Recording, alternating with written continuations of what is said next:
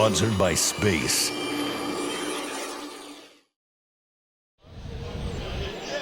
Hi, it's Robert Mitchell here at the 2010 Toronto International Film Festival. We're here at Midnight Madness on the red carpet, and we're awaiting the makers of Insidious.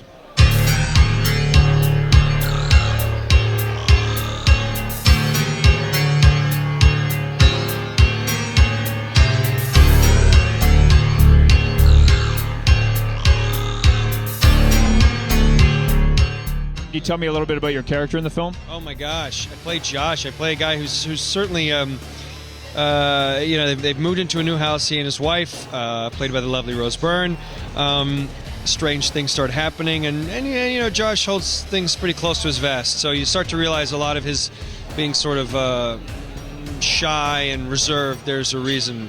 There's a method to his midnight madness. I'll use the night. Yes. And then strange things happen, and, then it becomes a crazy movie. Hi, Ty. How are you doing? Good. Welcome to Midnight Madness. Thank you. Can you tell me about your character in the film? Well, it's basically, he's a kid, and when he goes to sleep, he leaves his body to some type of the underworld. Hi, Leigh. Sorry about that. No, that's cool. Welcome to Midnight Madness. Thank you. Again. I know, again, this has got a lot of good memories for us. Like when we got out of the car, it hit us like a ton of bricks. We just got off a plane from Australia. We didn't know anything about the Toronto Film Festival or Toronto. We get out of the car and there's a line of people around the block. It's fucking madness. And it was amazing. We are very excited to have you guys back here for your new film. Could you tell us a little bit about the story? The story centers around a young family that just moved into a new house, and bad things start to happen, creepy things start to happen, and their son falls into a coma mysteriously. They don't know what's wrong with him, doctors can't identify it, and somehow that coma starts to attract the attention of these entities. And we believe it's as scary as The Exorcist or the others, so we'll see. What was it like working with these guys, James and Leigh? Terrible. Hacks. All of them. No, they're totally awesome. I mean, this script, when I read it, I was about halfway through it, and I hadn't even gotten to my character's good stuff yet, and I was like, this movie's awesome. This is different than any horror movie I've read. It's certainly there's no cop out. It's not going for a gimmick or some CGI madness. I mean, it was a real sort of old fashioned. The movies that spoke to me when I was a kid that really terrified me were specifically Poltergeist and then Exorcist and weirdly even like Salem's Lot. I mean, like, just old school, not even old school, late 70s, you know what I'm saying, early 80s, late 70s horror movies. And to me, that's what, they terrified me on a much different level than, movies do now with just quick editing. So that's what this movie felt like. Did you have a lot of fun making this movie? Yeah, I guess you can say that. Mm-hmm. You never got scared making it? Well, I did, but it helped me get into character. So, yeah. You've really progressed, as you said, from Saw to now as a screenwriter. Could you talk about how maybe your process has evolved over the years with screenwriting? I didn't know what I was doing when I wrote Saw. I didn't know what I didn't have final draft. I remember I was typing it on an old PC with Word, and I used to just press tab till I thought I hit the middle of the page, and all the script was. I didn't know, in every respect, we didn't know what we were doing, and over the years, I think, living inside the wax bubble in LA, you start to learn the rules, and that's a dangerous thing. Their energy is like infectious, so that must have been amazing to be on. They're actually infected. Actually, I would stay clear.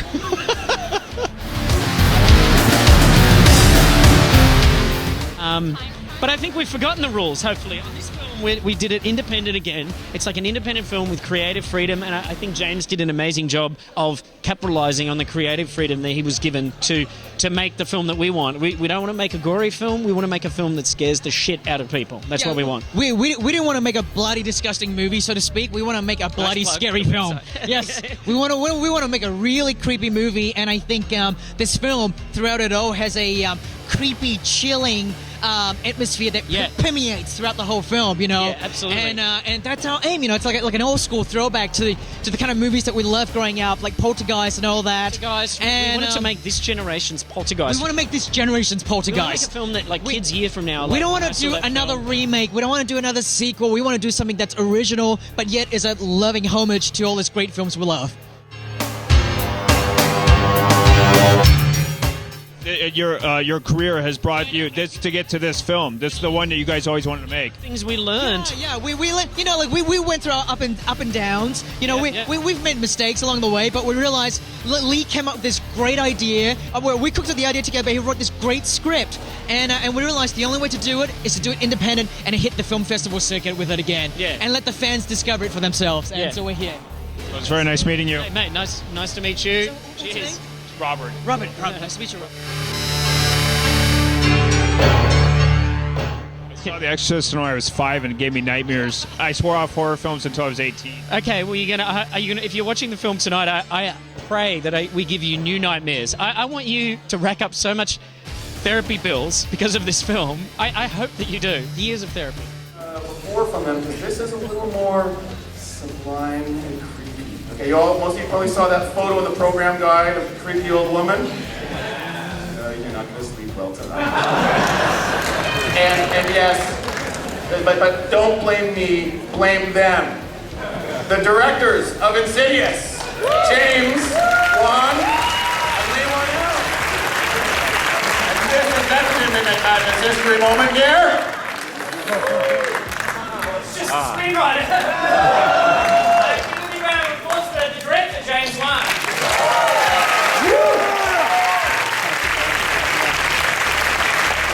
Hi guys. Just want to say hi, Jen. Hello everyone. Hello Canada. Toronto. Yeah guys. Yeah. This is actually the first film that we've made that I didn't allow James to put a creepy doll in it. I put a ban on creepy dolls, and I finished the film and watched it, and he fucking put one in there anyway. There's one in there that I didn't know about. He managed to sneak one in. That was actually Leigh Whannell himself, but he didn't know it. Yeah, very wooden performance. Guys, Toronto actually, unlike everyone else who's come to town and is being nice to you, it's not utter bullshit when we say that Toronto holds a very special place in our hearts because, as Colin said, this is where we first showed Saw. We got straight.